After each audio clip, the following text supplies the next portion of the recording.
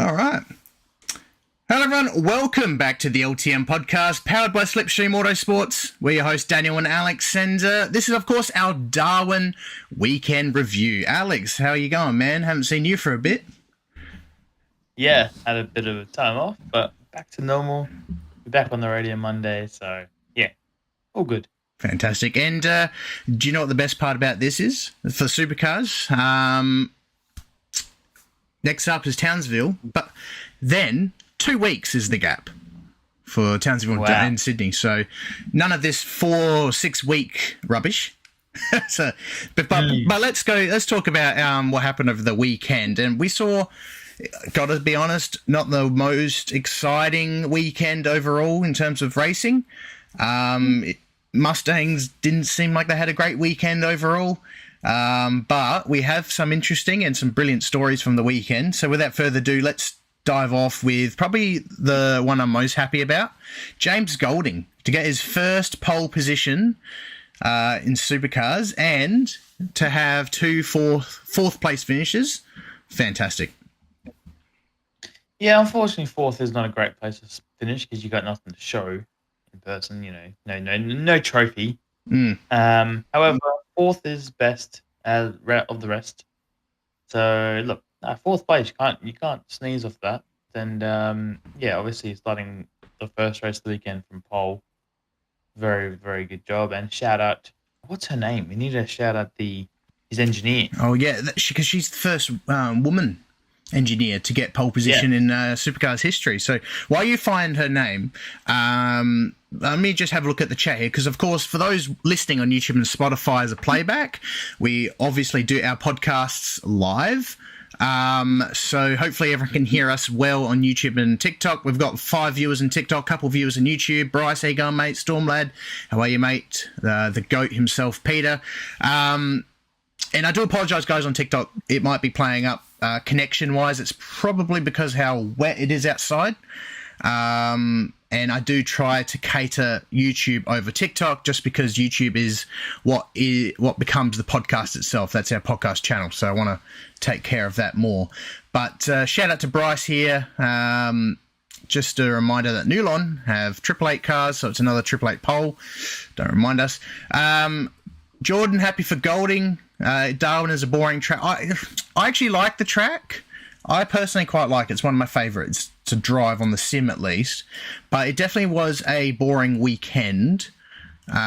Which, by the way, Alex, if you can multitask for a minute while you search her name. We call it the Darwin Triple Crown, right? But there was nothing triple about it. We had 2 races. And the way they judged the Triple Crown this weekend was whoever, based off Friday qualifying, the Saturday qualifying, and then the 2 races. Do you reckon we should change the structure of the race weekend? Because the reason I'm saying that is because Scott Pye, with his Apex Hunters United podcast, they made a good point, maybe hinting at maybe changing the weekend from a 3-day weekend to a 2-day weekend because it's too boring. What do you reckon? Yeah, the Triple Crown, to me, to be honest, I didn't even know the Triple Crown existed until Scott McLaughlin won it many years ago. I didn't even know it was a thing because no one ever won it. And then I had to work out what he did to win it, which was, I believe, in the 2 races. Is that true?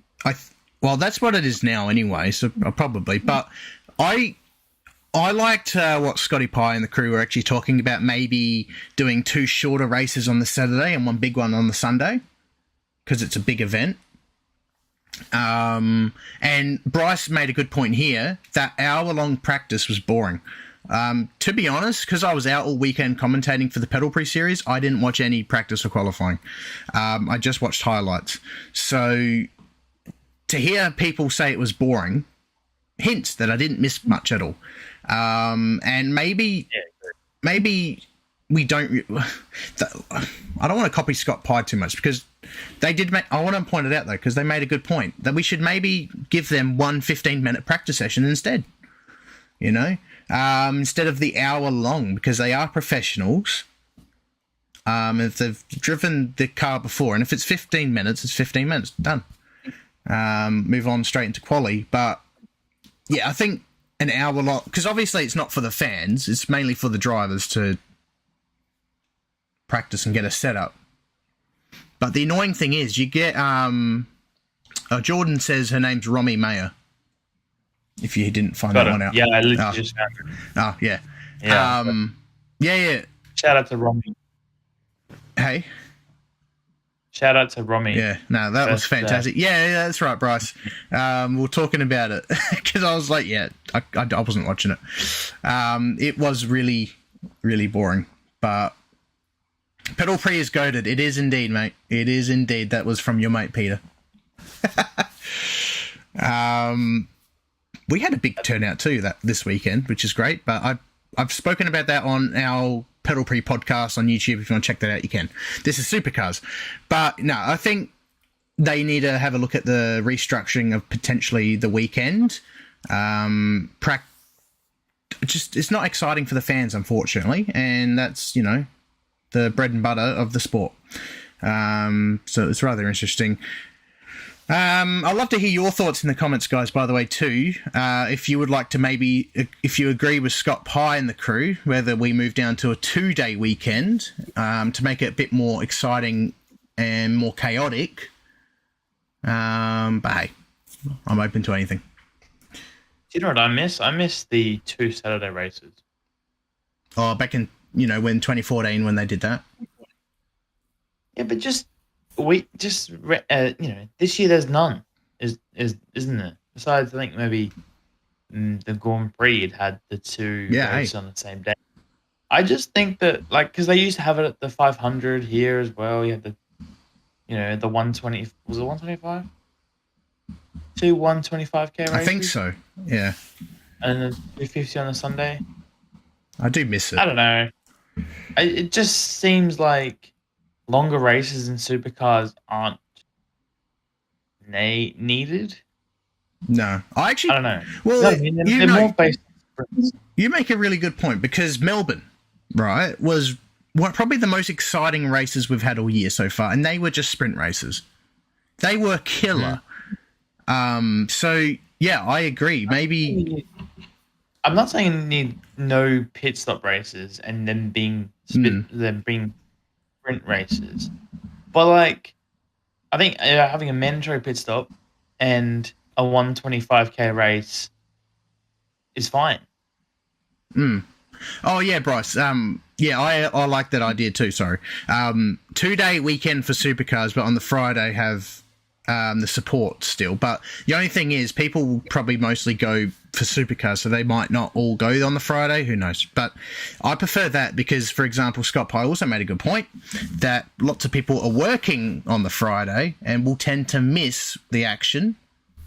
So you might as well just make it Saturday, Sunday anyway. So at least majority of the people are home watching it. But I miss the old layout, like the 2 short races on the Saturday, 1 long one on the Sunday. I'd like to see that return. It will sort of eliminate the boring races. Well, this is the point. You mentioned the Melbourne races, and a couple of comments on TikTok. Bryce has said AGP had no practice, or barely any practice. 1 session, I think. 1 20-minute, 1.5-hour session. You don't need them. No. You don't need them. These cars have been running for years and years and years at the same tracks. Yeah. They know what they need. And if you can't work it out in that, all right, give them... How many practice sessions did they have? Just 160 minutes? 2 or 3. No, they had I think... Bryce, help us out here. I think they had another 20-minute session. All you need is 1. Let's be honest, even in the Formula 1 as well, when they have the sprint rounds, they have the 1 practice session and straight into quali. Good. Do you know what they should do? What you need on a Friday, if you want to keep the 3-day events, just make the sessions more interesting. Have a qualifying. Or maybe just have a 15, 20-minute session for practice on the Friday at the end of the day, but no more practice for the rest of the weekend. Because we have seen... for example, we've had practice happen after qualifying, and that sort of eliminates... If you've got a bad car, right, and this is also a point Scott Pye made, if you've got a bad car, the practice is like a saving grace for the teams. Like if you got a bad car, they can sort it out. If they have a bad car, they should just have a bad car and put up with it. It's on them if they have a bad car. Yeah, but like these teams have obviously done their data research and whatnot, and they have all this data from the years before. And I guess, look, if you change drivers, sure, you need to kind of restart and work out what you need. But like I keep saying this in Formula One, especially this year where there was no driver changes in the market. You don't need these practice sessions. These guys know how to race the cars. Yeah, they know how to drive. They know what they need. Just do it. That's why I like the sprint weekends for F1 because there's little practice. I know a lot of F1 drivers aren't a fan of the sprint weekends because they keep humming and hawing about whether or not they're going to keep it. I love it, and even in MotoGP. But I reckon F1 even do it better because they have 2 separate qualifying sessions, which means if you screw up one qualifying session, you have an opportunity to get higher up the grid in another. Whereas whereas you just have one set qualifying and they use that same grid twice. Yeah. So, like, I think supercars, look, they're already scratching their heads to make things more entertaining in terms of, like, the schedule, because they've only got 12 rounds, as we keep alluding to. But I think you got to make those events more unique, more special. I don't know. That's my opinion on it. I think, like I said, the only 2 things I can think of is less practice sessions, a quali on a Friday. Because, like, even if you have a Friday event and people, are at work, if you have it late in the day, kind of like doesn't Adelaide have a Friday qualifying session? It has a Thursday practice, Friday qualifying, and then Saturday practice. I think that's how it usually goes. Yeah, we have a Friday quali. Why don't you just do a Friday quali? Like, it's not hugely, Well, NASCAR, they don't even do practice half the time. They go straight into quali. Who? NASCAR. Sometimes. The practice sessions don't exist for them. No, we should follow their route. They have 3-hour races, and there you go, you're done. Yeah. I mean, they race every weekend, and we race every month, but no, I prefer that. I like it more hectic and frantic. It hypes it up. Like, if we can guarantee, it helps actually produce good racing. Like, if, for example, Triple Eight, if they ever have a bad weekend, if they have a bad qualifying, and they haven't got a bad car all weekend, they can't do anything about it, we might see a different result. Who knows? Just spices up a bit. Oh, someone's trying to call me. I think. Hang on. Oh, not good. Hang up. It's all good. We're back. I think, like, I don't know if this is going to sound weird or not, but people's, oh my God. Oh my God, what's what I'm looking for? Sorry, I've had a blank. People's attention spans, aren't good these days, like with the younger generation and whatnot.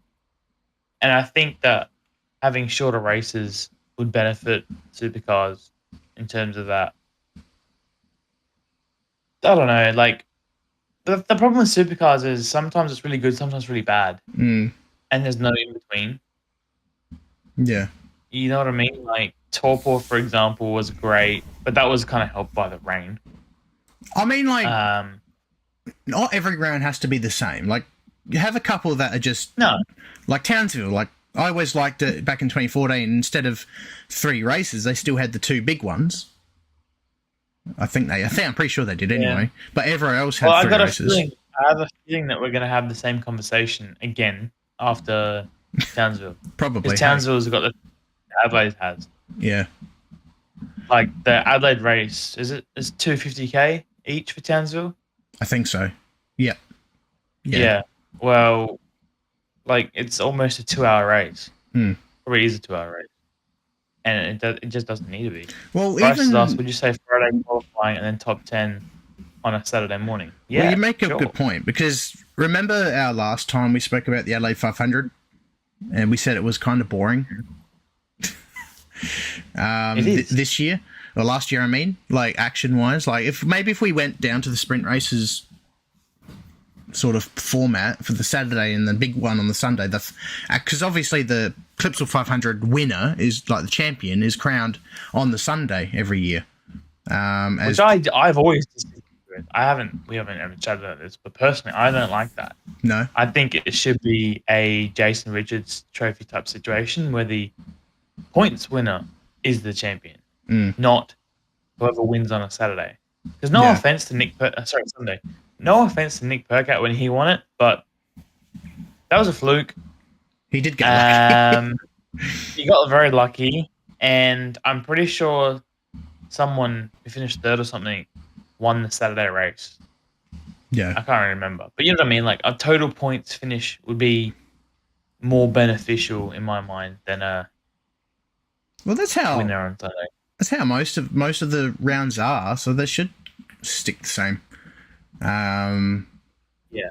That's another thing I don't like about the supercars category in terms of their point system. Yeah. Like, we've always glossed over about the point system, and while it's not terrible, it's just inconsistent, and the type of races are annoying too. Like, sprints, Euros, yeah. sprint. Yeah, I don't know. Just simplify it, man. Like, somehow simplify it, and then you need more racing action. And I think, having these rounds, maybe 2 Saturday races and then 1 long Sunday races, or even 4. Yeah. 4 shorter races. Quadruple Go crown. out on a whim here. Quadruple. Exactly. Yeah. No, like, I then, reckon. look, if they had 3 races at Darwin, the Triple Crown would make sense. Exactly. That's the point I'm trying to make across. Is the fact that we shouldn't. 15 minutes later, we got there. Yeah, we shouldn't count qualifying as part of the Triple Crown. But Bryce here says, the people these days have a shorter attention span, and then supercars somehow want them to sit through a 1-hour practice session. Even Formula One, they went down from 1.5 hours to an hour, which made a difference. It's still long, but it made a difference. I like the sprint weekend format. It's really good. I do like it, yeah. But you know what would even be better? Even more funny? Yeah. If they had a qualifying session on the Sunday. Could you imagine that? That would be... and then they put, like, Logan Sargent crashes, and then he's out for the whole weekend. Oh, he did that in Australia when Albon crashed. Yeah. So never mind. But, that'll make it frantic. Yeah, very. But Stormlad here, Peter says shorter practice for sure, qualifying as is, but 2 actual sprint races on Saturday and a Sunday normal race. Triple Crown is if person wins all 3. Yeah, I like that. That yeah, fantastic. Better than the 2. That actually makes sense. Yeah, it's a Triple Crown. Bryce here says 2 15-minute Friday practice crowd will still come because it's supercars and have the supports also. Yeah, I'll probably even say just 1 15-minute as well for the sprint weekends at least, maybe. And he also said, would you say Friday qualifying and then have a top 10 shootout in the morning? Or like the Saturday morning? I think we do that actually with the 500, the Adelaide 500, except practice is on Saturday before the shootout. I like the top 10 shootout. It's really good. It is cool. I quite like it. It's quite unique. One thing that the other categories don't have. Exactly. Mad Dog, hey going, mate. The point system is so confusing for people who don't follow the series, especially a lot of newcomers. When they come to every weekend, it's completely different than what it was last time out. Exactly. Like if they had a system and they just stuck with it, and in terms of the rest of the races, even then they can just explain it a lot better as well. Just, I don't know. But I agree with you, Mad Dog. I agree with you. But let's move on to the actual weekend that we saw. So if you've just started watching us for the first time, first off, welcome. Hope you're enjoying it. How we normally do our supercar podcast reviews is we go through the team standings as it is, and we sort of give some reviews on the team, how they went during the weekend. But we read through the current team standings, which is also the current pit lane order for Townsville. Let's start off with... Hey? I'm trying to find the movements. Yeah. Well, let's while we're at it, let's start off with Red Bull Ampol Racing. They seem to be the ones to beat yet again with 2,568 points. Clean sweep for Brock Feeney and Will Brown, third and second. This is a very important weekend for Brock Feeney. This is exactly the weekend he needed. He's had 2 rough weekends. So to bounce back with a clean sweep, you got to love it. That's exactly what and he wasn't messing around either. That move he did on James Golding, that dive into that hairpin there, just showed he was not messing around. He wanted to go for it, and he did. So now he's only 108 points behind Will Brown. So it's going to be a very interesting fight. Curious to see how they go Townsville, because Townsville Triple Eight usually pretty good there. So that'll be very interesting. Next up is Walkinshaw and Andretti United. What a contrast from Perth with 1648 points. They go from dominating last weekend, sort of, to absolutely having no pace whatsoever. Well, as Bryce said as well, in qualifying he had no pace. Chance Monster. Oh, yeah. But in the race, oh boy. Yeah, he had pace, all right. 17 positions. Yeah, well, that cheeseburger motivation definitely boosts that. Personally, I like that move. I like good luck. I do like a cheeseburger. Yeah, you can't go wrong with a cheeseburger. That's what Ivan and I said at the show during the week. Like, we wouldn't mind being sponsored by a cheeseburger company. That will boost our morale. Yeah, beautiful. The amazing thing. Sign us up, mate. Exactly. So yeah, plus I love that Walkinshaw went to McDonald's afterwards to get some cheeseburgers at the end of the race. That was fantastic. Right. Unfortunately, though, Sunday, we didn't see too many decent things from him, though. He got 16th, whereas Ryan Wood, he had a shocking weekend. Unfortunately, he got caught in the wars with a 20th and 24th, and unfortunately, he got tangled. He actually got a penalty for that. Did you see that safety car restart on the Sunday? It was real messy. People, if you saw that, let me know your thoughts, because that was an ugly safety car restart. Basically, the green flag was waved really, really late, and everyone reacted like a muppet. We saw some people at the back went for it, but if you go on YouTube, you can see an onboard of, I think, Cam Waters, because he was at the back. They restarted the race. Some cars went, some cars didn't, and we almost saw some crashes. It was really, really poor, and a couple drivers got penalised for that.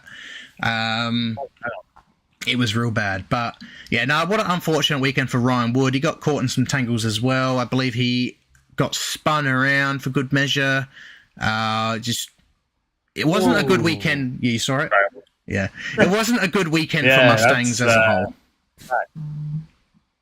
No, and all the Mustangs were at the back here. Yeah, exactly.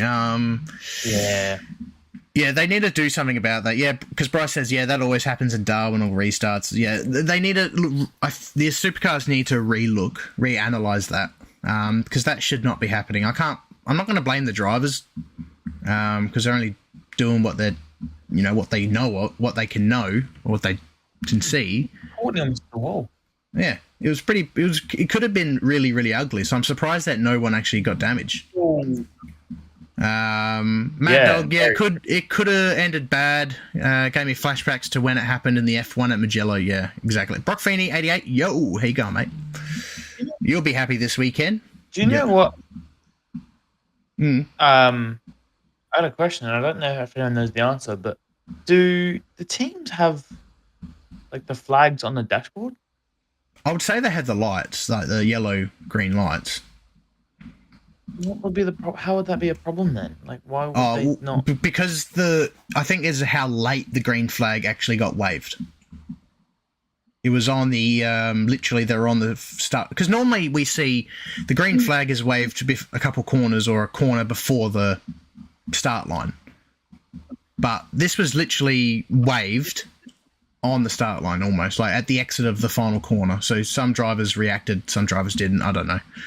It was messy nonetheless. Yeah, what I'm thinking happened, and you can't really see it. What I'm thinking happened, which you can't really see. Oh, there we go. Okay, so like the yellow flag was still out when Feeney crossed that flag. Right? And then it was hang on. Yeah, Mad Dogs. By the way, Brock Feeney, really 88, we're reviewing the Darwin round for Supercars. And Mad Dog says it was waved extremely late, to be fair. Yeah, it was. I agree. Yeah.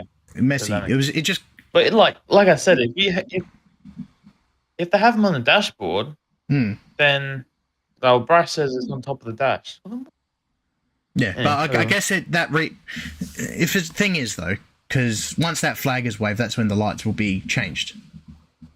And that flag delayed everything, so I'd say that makes sense. But, that was real messy and unfortunate, but luckily no one crashed from that. But we did see some crashes, which we'll get into soon. But next up, DJR, the best Mustangs this weekend, pretty much. In terms of pace, is I'm just gonna stop you there because they've moved up in the standings. How far have they moved up? They've moved up from drum roll, please. 5th to 3rd. Nice, Gary. Well, that's all right then. They've actually bit of a spoiler. They've actually just swapped with Tickford. Well, you spoiled that for me. Well, in fairness, Tickford have actually fallen back to 5th. Like you said, they swapped. That's what I mean. Yeah. They swapped. There you go. But they're sitting comfortably on 1,609 points. Will Davison 11th and 7th, Anton 9th and 8th. So they were in the 10 relatively the whole time. So that was good to see. Good for them. Good to see them starting to bounce back. Obviously, we know them to be higher up than that. But in terms of Mustang pace, they were the quickest, probably. Besides from Chaz Mostert's lightning speed on the Saturday afternoon. But, good weekend for them. The car looked all right. I didn't mind it. You weren't here last week, so we didn't really talk about the liveries too much. It was just me, myself, and I in the chat. But did you like their livery this weekend? Obviously, they're known for not changing their livery at all. So it was nice to see something a little bit different. Yeah, it was different. I'm glad the whole field did the Indigenous round, though. I like that. I love it. I quite like it. Usually, a few teams would just either forget or not bother. But it's more mandatory this year. And, it looked really good. Everyone's car looked pretty professional and nice. And, seeing basically no white on the DJR car was weird. Shit. Or no yellow. No. Bit of both. Well, a bit of both, actually. No white or... Yeah, no white. Yeah, it was odd, but good. It's a refreshing change. I like it. Because, we've been bagging them for years that they haven't done anything, ever. The only time I liked their livery was when they did that retro livery for Bathurst in 22. That was good. And unfortunately, they haven't done anything decent since then. Hey? Yeah, the Shell one. The Shell one? Yeah. Oh, that was good. They didn't have a good weekend, but it was nice. Those red wheels. Oh. Nice. Brock Feeney 88 here. By the way, Bryce says take AAA out of the teams championship and it will be spicy. Yeah, that's literally the same story as Formula One, as well with Red Bull. But also Brock Feeney here says, hey. That's also been pretty much the moral of the story every year besides last year. Exactly. For a while. Poor Cooper Murray on Sunday. To have a car literally slam on top of him, go flying. Did you see that? Yeah, I have. Yeah. I have not seen a supercar get up in the air for a while. Especially in the way he did it. But it was it's a really odd thing. It happened kind of twice reminded this me weekend. of like him just going up a ramp. Yeah. They just clipped wheels and he was like freaking Mark Webber in Valencia. Pretty much. Yeah, the problem with like the Courtney Randall one, that I understand because the wheels interlock. Yeah. But Cooper and Heimgartner won. They didn't interlock, did they? I think they did, but it didn't start off that way. Oh. That's what caused the car to lift up, I think. Because Andre went... I think Andre got hit from behind, I think. And obviously, being hit behind, you can't really stop very well. So he went into the back of Cooper Murray, and then instead of going on the back of him, he went on top of him. So there you go. But yeah, poor Cooper Murray. He showed a lot of promise though to get into the top 10 shootout on debut. With a starting P10, but in P5 in quali. Unfortunately, his races, he got spun by Jackson Evans. So he's had a BJR curse this week, and unfortunately being spun by Jackson Evans on the Saturday and being crashed out by Andre on the Sunday. And then he actually got a pit lane penalty for speeding under safety car conditions on the Sunday as well. It's experience. All experience for him. Andre was an airplane. Exactly right. Yeah, and Andre got tapped by Percat. That's right. Yeah, I couldn't remember who was behind him. So thanks for shedding light on that, Mad Dog. But yeah, that is strange. We've never seen that, at least from memory, just based off the wheels interlocking with each other. Like a car going up as simple as that. Yeah. Bizarre. But... as we move on through the grid, let's move on to P4, which is Penrite. Now, they've dropped a little bit with 1,558 points. And we got Matt Payne, 15th and 20th, and Stanaway, 14th and 10th.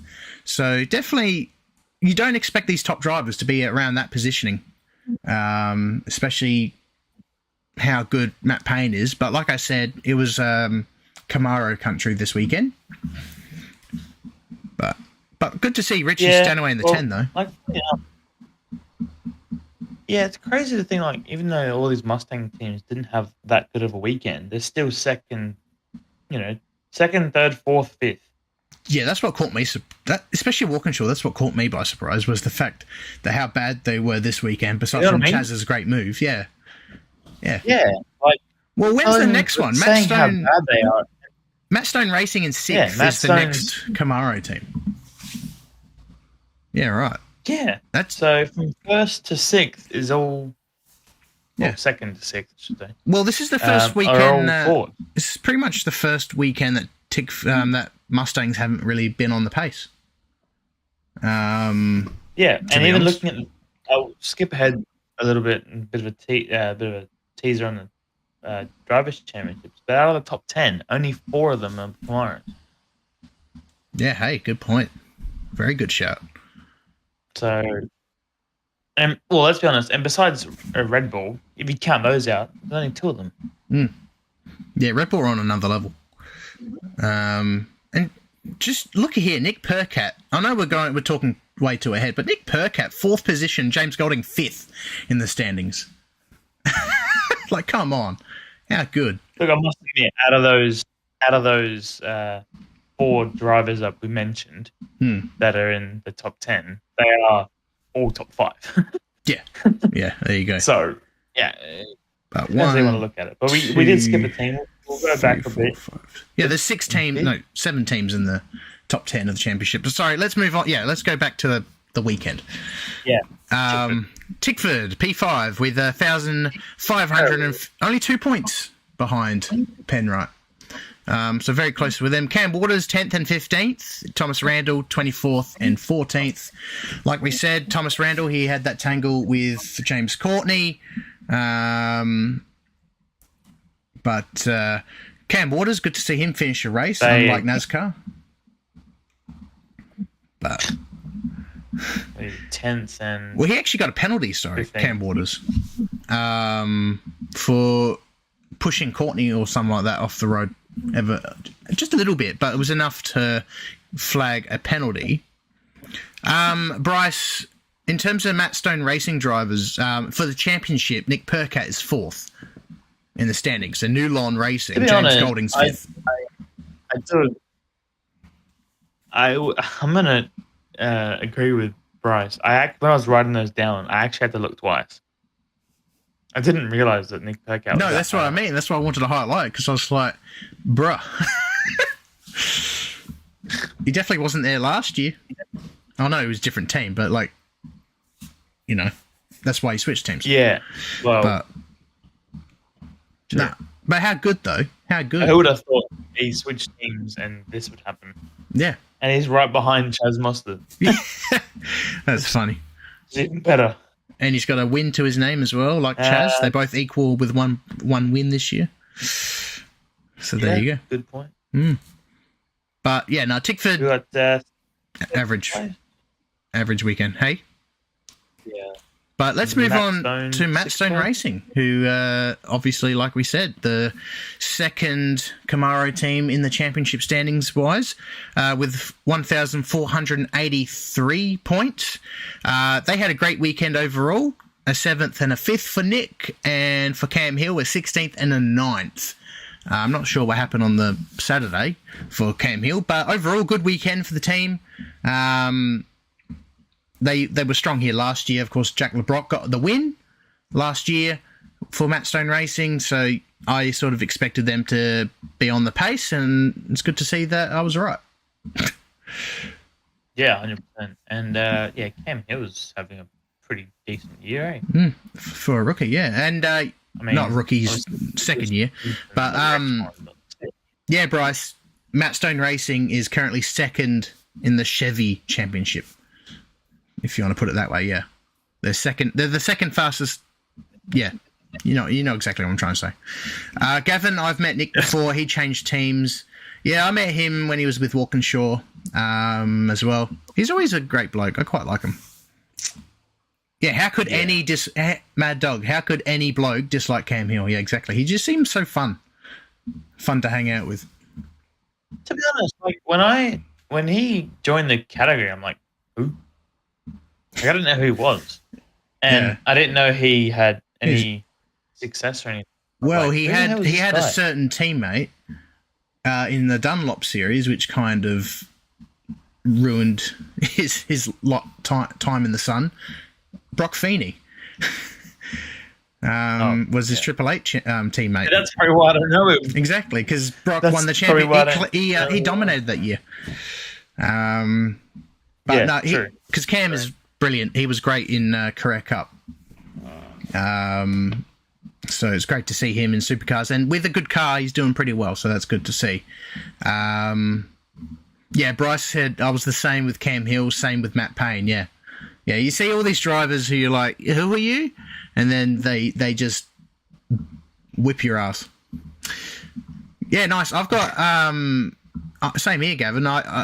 With their last weekend, 2022 Adelaide 500, Walkinshaw's last weekend as a GM team, I got them all to sign their merch that they had, the tribute merch. It was cool. And that was a good weekend, a 1-2 as well. Banging. Oh, amazing. Fantastic. Let's move on to another team that did well this weekend. Team 18, who was in 7th with 1,468 points. Mark Winterbottom, who won last year as well, got a 3rd place and 19th. I think that was a whole safety car thing. I'm not too sure. David Reynolds, 6th and 12th. He came second. He came second, not 3rd. Came what? I thought it says... Wait, hang on. Have I written it wrong? Yeah, I did. Yeah. Okay. No, mine. I got mixed up with Will Brown. Second. Well, he came 2nd and 19th. So my bad. Oh, nice, Gavin. All good. Well, Nick seems like the nice... He seems really, really down to earth. A lot of drivers do, actually. As Scott Pye said, Team 18 always does well in Darwin, and they definitely did for sure. They've still got it. Frosty's still got it. Good weekend for them. But one I want to shout out is number 8, Nulon Racing, Premier Hire Racing, as we pointed out. James Golding's first pole position, 2 4th-place finishes, Tim Slade, 12th and 13th. So bit of a expected spot for Tim Slade, but James Golding, what a weekend for him. Got to be happy with that. For sure. Yeah, and they were the final movers of the team's championships. They went from 10th to 8th, knocking down the next two teams. Yeah, very good weekend for them. Brad Golding finally. Yeah, and Mad Dog, mate, good segue to this. I want to point that out as well, because today it was announced that Cam McLeod has officially been given the green light to be the co-driver with Tim Slade this year. So that's great for him and for the team.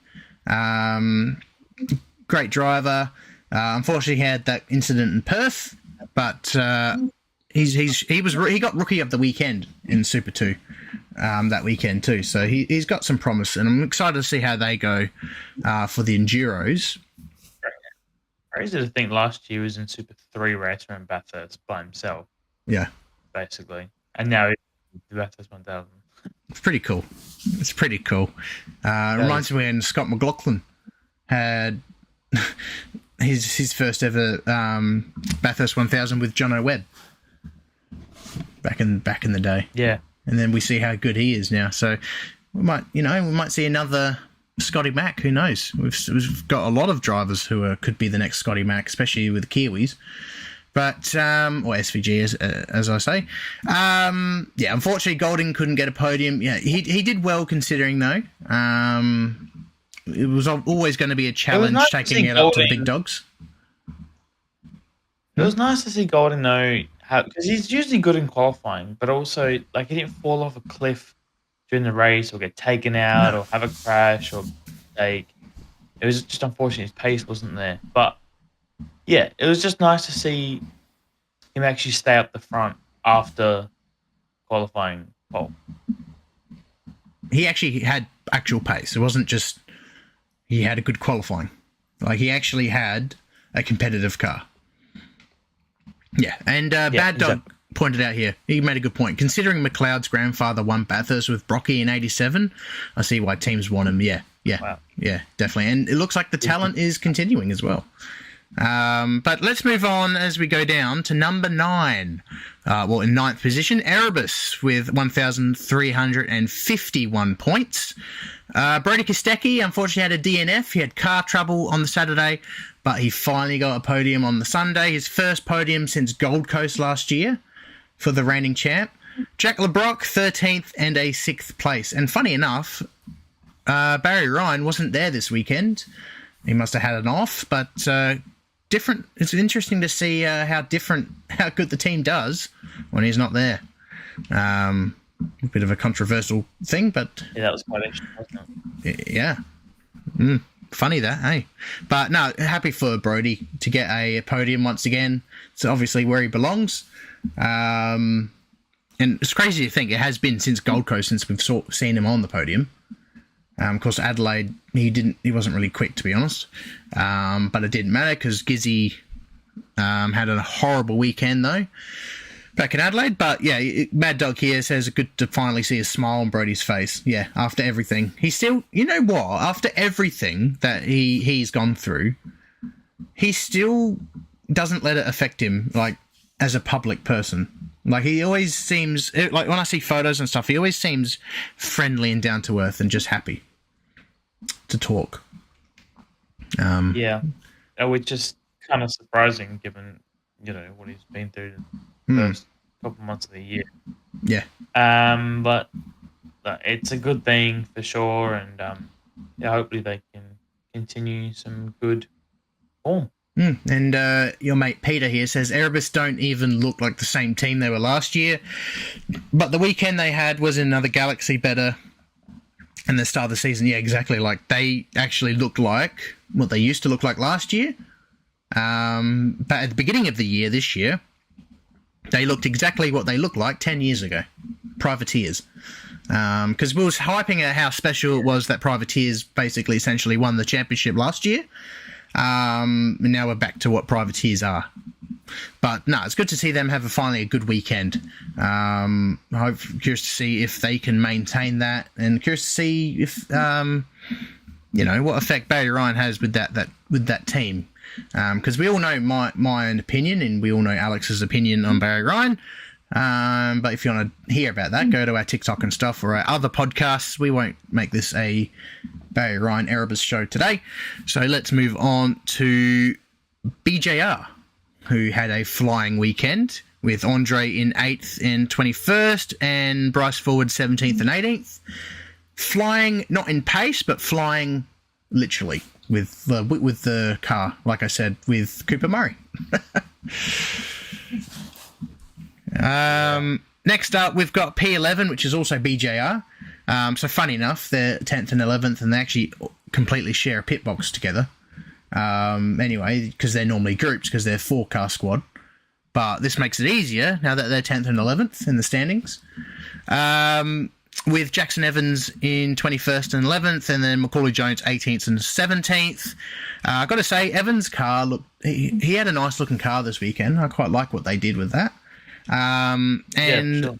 Macaulay Jones also had a nice livery too. But what I like is they're doing, you know how they did the fan create livery for the Adelaide 500 last year with the hand-drawn one from the little girl? Yeah. They're doing something. They're doing that again for the Bathurst 1000, where someone can enter a livery. Wow. So that would be cool. I love what they do with their liveries, in my opinion. So that's great to see. And last but not least is P12, Blanchard Racing with 1,002 points. Aaron Love, 19th, 22nd. James Courtney, 23rd. Yeah, those cars looked fantastic, but pace-wise, no. Unfortunately, like I said, they normally struggle on the weekends, but given how the Mustangs struggled, they struggled even more. But still, I reckon I seriously love James Courtney's livery, the orange. It's very unique, very different to what he normally has. It definitely pops, in my opinion. But do you have a favourite livery, by the way, Alex? From the weekend? Yeah. I don't know. Didn't really look at them too much, to be brutally honest. I did notice, Courtney's was quite out there, very different, especially what they normally have. Yeah, exactly. Jackson Evans did well. He's actually, he was actually the leading rookie this weekend. Funny enough, in 11th. Technically, Cooper Murray, well, in race pace, he didn't have good races, but he was obviously the fastest rookie, Cooper Murray. But no, Jackson Evans did well in terms of rookie worlds. Peter says, I would like to take note, if you put the two BJR teams together, the team's championship, they still don't have enough points to top Triple Eight. Yeah. Yeah, exactly. Yeah. Favorite livery, actually, because they're actually on the Supercars website, they've actually done very well with that. Probably actually the Shell V-Power team. Yeah. I don't mind it, but the only thing that bugs me is the red. I don't personally like the red on the side. It just doesn't look it doesn't look good with the rest of the car. If they changed if they could move away from their actual current, because it's still technically the same livery design shape as they do normally with the stripes. Yeah. I wish if they did something completely different, it would have been all right. But no, I've got to say James Courtney's, just because I like that orange that they chose, and it just is very, very different to what they normally have. But also, just me, or does it look like Jack LeBrock and Cam Hill just stole Cam Hill's old car because he was tyre power? I think so. Now he is. Yeah, I think so. It was weird. Yeah, actually, I quite like Matt Stone Racing's cars this weekend. I quite like the purple and blue. Yeah, they do a good job with their cars. Oh yeah. The whole year. Bryce says my favourites were Cam, Randall's, Reynolds, and Brodie's. Now, Cam Waters and Thomas Randall's, they have a nice livery as it is, but it was very, very basic in terms of livery change. Still, it was a good livery nonetheless. It was just very, very little effort was put into it compared to the others. Overall, I think when people mention Cam Waters' livery, I don't like when people mention it because it's the same one. Yeah. Well, funny enough, when I did the livery reveals this weekend, on TikTok. I just showed this. I think it was Bryce that told me. Okay. Okay. Bryce was joking. Yeah, he's done us there. He played us. You got us, Bryce. Absolutely done us. Well, guys, that's the end of Let's Talk Motorsport as a society. You got us, mate. That was good.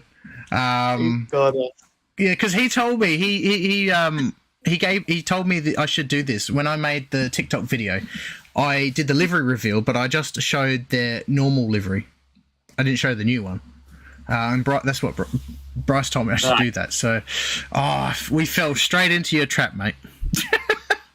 But with that being said, who was your driver of the weekend? Probably. I've definitely got one. Well, it's hard to overlook Brock Feeney, but I think I know who yours is. You want to guess? Does it start with a J? It's actually James Golding. He's a new driver. No one's heard of him. No. James Golding. James Golding. No, now I just said it right. I was like, no, he did really well. I'm happy. You got to be happy with that. Taking it up to the big dogs. It's a fairly new team. Like, they used to be Team Sydney once upon a time in Techno. Technically, Team Sydney was weird. Team Sydney was weird. I still don't understand why that was a thing. It didn't last long, but I'm glad. They were the only team based. Hey, yeah, well, because they were going to be based. Yeah, they were going to be based at Sydney Motorsport Park, and then they didn't. And I don't think they ended up doing that. It was a Sydney team based in Queensland. Yeah. So that was stupid. Rob, how you going, mate? Yeah. Yeah, there's no teams outside of Victoria and Queensland, are there? They're all... No, it's all... Yeah, no, it's just one or the other. Yeah, I agree, Mad Dog. Golding will definitely take the confidence to Townsville. We saw what he did at Gold Coast back in 22. He showed some real hot performance. He's good. He is good behind the wheel. He was a GRM protege back when GRM was a thing. Frosty on Saturday, Rob. Yeah, he did really, really well. Like I said, he did well last time out. But let's move on to the drivers' standings after Darwin. So leading the way still is Will Brown. So yeah, Brock Feeney had a dominant weekend, but Brock was Brodie. Will. Am I just going to go through the list of drivers' names? Will Brown. He was still up there. He was still there with Brock. But so he leads the way ahead of Brock Feeney. That's going to be a close fight. Then we've got Chaz Mostert sitting there, 200 points away from Brock there in third. Then we've got Nick Percat, as we highlighted, James Golding, as we highlighted as well, and then Cam Waters, Will Davison, Anton De Pasquale, and then the two Penwrights with Payne and Stanaway. That's your 10. And then we got Reynolds, Heimgartner, LeBrock, Thomas Randall, Mark Winterbottom, Cameron Hill in 16th. Ryan Wood is now moved up to 17th after the rough start of the year he had. James Courtney is up to 18th. Tim Slade 19th. Bryce in 20th. Then we've got Evans, Macaulay Jones, Aaron Love. Brodie Kostecki is 24th. Keep in mind, he hasn't really scored many points this season up until now. He's only got 303 points. And then 25th is Todd Hazelwood, and 26th is Cooper Murray with 69 points. So there you go. Hey, Todd Hazelwood and Kostecki have the exact same amount of points. Hey, that's true. Good point. That's a good point. I totally overlooked that. Also, I'm going to point out another good point. I'm going to shout out James Golding because I've looked in the top 10 list of the last round. Yeah. And he wasn't even there. Oh, yeah. That's even better. So he's had a huge jump. I don't know where he was because I only wrote the top 10 down on paper. Yeah. But he wasn't even on the list. So shout out to him. Yeah, Peter says Nick Percat is slowly cooking. Yeah, Alex, your mate Peter, he said you guys will set up a team, an SA-based team, and we've got pretty good test track as well, which is the Bend. So we'll take it to the Victorian and Queensland landers. I'm down. Yeah, Rob, I agree. Yeah. Cooper Murray, for him to make the shootout, yeah, mega, mate, absolute mega. That was fantastic. And P5 in qualifying. Like, he didn't just make it. He made it comfortably in 5th in the shootout. So yeah, no, that's a great effort, and we've seen some incredible wildcards throughout the year, throughout the couple of years with Zach Best. Remember the Bend pole position there? Thomas Randall, he did well in his wildcards, and it shows how good of a driver he is now. And also Lockie Dalton has now been confirmed for Tickford as a wildcard entry for Sydney. So that'll be rather cool. Cool to see another Mustang up there, and cool to see Lockie getting another shot, or getting a shot in the Supercars world in the main game. So I'm curious to see how he does. It is going to be the Sydney Super Night, but before that, we travel to Townsville on the 5th and 7th of July. So we've still got a couple of weeks, but that's all right. But it's going to be epic, and I can't wait. Townsville, I always love that circuit. We'll do a prediction and stuff on the preview, so we won't do that now. But any final thoughts, Alex, before we wrap up tonight's Darwin review? No, it was not too bad of a weekend of racing. Just looking forward to street circuit. I reckon we'll make it better. I always love the atmosphere in Townsville, even if it's just on TV. I love it. Yeah, actually, good point, Breda. I'm surprised Tickford didn't go for Brad Vaughan as a wild card. Yeah, good point. But who knows? Maybe they're planning. I don't know. I don't know what they're cooking there in Tickford, but Jordan might know. Who knows? But yeah, Supercars will be at Townsville next in a couple of weeks' time. Also, Rob wanted to point out he likes your sim. Yeah. No, he's a former racer. He's a former racer. Raced against Rob. Yeah, Rob's got a nice setup himself too. Hang on, where is it? There we go. Oh. All set up. And I have sat in it, so I can confirm it is good. Yeah. And it made mine when I got home. I literally cried when I got home because mine was nothing compared to that, which is why I got my race seat. It was close enough. But Alex who? Alex Spinozzi. That's your name, boy. Me, mate. Alex. It was a couple of years ago. Yeah. There you go. That's me. Yeah. So yeah, fantastic weekend. Well, plenty of action. I was busy non-stop. Which you can check that out, by the way. We made a pedal pre-pod on YouTube. You can check that out. We've also, Le Mans was on the weekend. We made a podcast about that as well. You can check that out now on YouTube. And if you're watching live and you couldn't be here for the whole thing, this will instantly be on YouTube, so you can easily just go there and watch the whole thing from start if you wish. Alternatively, you can listen on Spotify, which will be uploaded tomorrow at the time of recording. And for those watching as a playback and you want to get involved in these podcasts like Rob and Brock Feeney 88 and Jordan and Peter and Bryce and everyone else, Mad Dog, join us live on YouTube and TikTok, where we do our live podcasts and ask questions, and you will be featured in the podcast. And also check out Radio Italiana for our weekly show, Tuesdays at 3 p.m. Adelaide time, where we talk all things motorsport around the world. If you listen to our Motorsport Report, that's exactly what that is. And yeah, thanks, Alex, for coming on once again. And tune in next week for our Barcelona review, because that's coming up. We've got three weeks of Formula One racing coming up. It's going to be cool. Hell yeah. It's going to be cool. But everyone take it easy. Doesn't win them all. Oh, he probably will. Who knows? He probably will. Of course, Barcelona was his first ever win with Red Bull, so that'll be interesting. But anyway, we're off. Have a good night, everyone, and we'll catch you in the next one. Bye for now. Yeah.